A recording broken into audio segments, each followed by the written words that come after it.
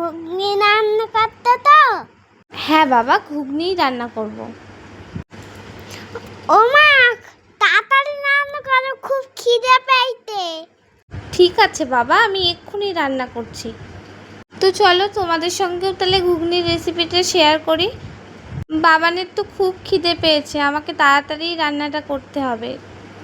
দেখো, প্রথমে কিন্তু আমি কড়াইটা ভালো করে গরম করে তার মধ্যে সাদা তেল দিয়েছি, তোমরা চাইলে সর্ষের তেলও দিতে পারো।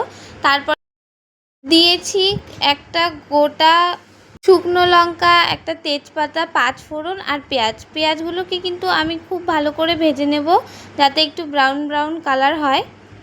দেখো, পেঁয়াজগুলো কিন্তু খুব সুন্দর করে ভাজা হয়ে গেছে। এরপরে আমি দিয়ে দিচ্ছি টুকরো করে রাখা আলুগুলো কিন্তু একটু ছোট করে কাটতে হবে, যাতে খুব ভালো করে সেদ্ধ হয়। এরপরে কিন্তু আমি দিয়ে দেবো একটু লবণটা একটু আগেই দেব, সমস্ত মশলা দেওয়ার আগে কিন্তু আমি একটু লবণটা দিয়ে ভালো করে নাড়াচাড়া করে নিয়েছি।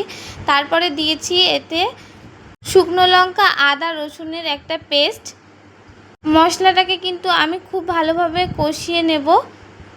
মশলাটা হালকা করে কষানো হয়ে গেলে এরপরে আমি এর মধ্যে দিয়ে দিয়েছি হলুদ গুঁড়ো, লঙ্কার গুঁড়ো, জিরের গুঁড়ো আর একটু গরম মশলা গুঁড়ো। তারপরে দিয়ে দিয়েছি সেদ্ধ করে রাখা বুটগুলো। এবার সমস্ত কিছু দেওয়ার পরে আমি এগুলোকে কিন্তু একটু ভালো করে নাড়াচাড়া করে নেব, যাতে মশলাগুলো ভালো করে মিশে যায়, সেই জন্যই। আর আমি দিয়েছিলাম একটু ধনেপাতা, যাদের ভালো লাগে খেতে তারা দেবে, আর যাদের ভালো না লাগে তারা স্কিপও করতে পারো। ব্যাস, এইবার দিয়ে দিলাম জল। এবার জলটা ফুটলেই কিন্তু আমি এটাকে নামিয়ে নেব।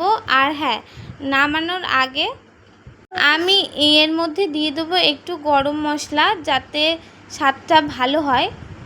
গরম মশলাটা লাস্টে দিলে গরম মশলার গন্ধটাও থাকে।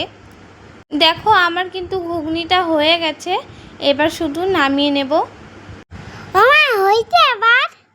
হ্যাঁ বাবা, হয়ে গেছে, দাঁড়া দিচ্ছি। দেখো, এর মধ্যে আমি দিয়ে দিচ্ছি শসা কুচনো, আর দিয়ে দেব পেঁয়াজ কুচি আর একটু লঙ্কা কুচি। আর এর মধ্যে কিন্তু একটু টক জল দিলে বেশ ভালোই লাগে। আমি কিন্তু টক জলটা আগে থাকতেই তৈরি করে রেখেছিলাম। দেখো, এর মধ্যে কিন্তু আমি একটু বেশি করেই টক জলটা দিয়ে দিলাম। এবার কিন্তু ঘুগনিটা পুরোপুরি রেডি হয়ে গেছে। এইবার বাবানকে ঘুগনিটা গিয়ে দিয়ে আসি।